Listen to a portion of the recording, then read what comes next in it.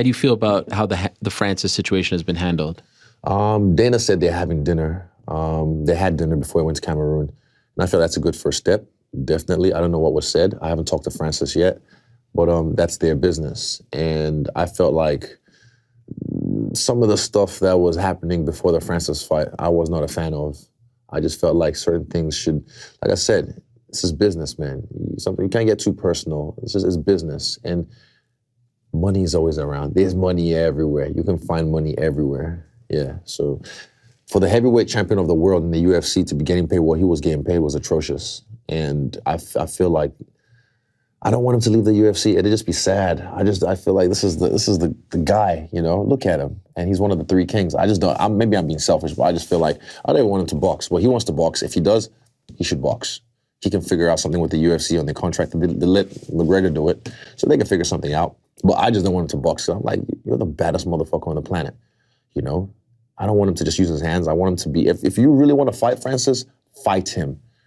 You know, Tyson's the kind of guy that might do that. He's crazy, Gypsy King. He might do that, you know. And yeah, I just feel like this is the top level of fighting. I'm not being biased. I don't care about kickboxing, jiu-jitsu, boxing, whatever style of fighting that you do alone. If it's singular, it's a limited form of fighting. If you want to fight, you know, legally, this is the way to do it. The UFC is the place to do it, where it's like the highest level of fighting.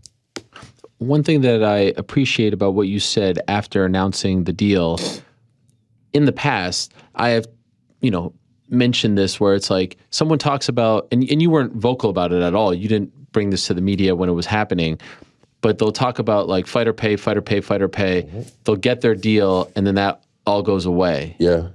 You said last week that like, all right, I got whatever I got. I'm happy with it. But now I hope that other people are going to get things. Do you feel like because you're one of the biggest stars and now one of the highest paid, if not the highest paid champion in the UFC, that it is part of your duty now to help the other guys, to at least try to raise awareness that those guys who are, you know, working two jobs shouldn't be doing that anymore? Like, is that part of the gig now, or? I don't think it's my duty, but I've got teammates who are at that level in the UFC, and I know what some of them have to go through to make ends meet.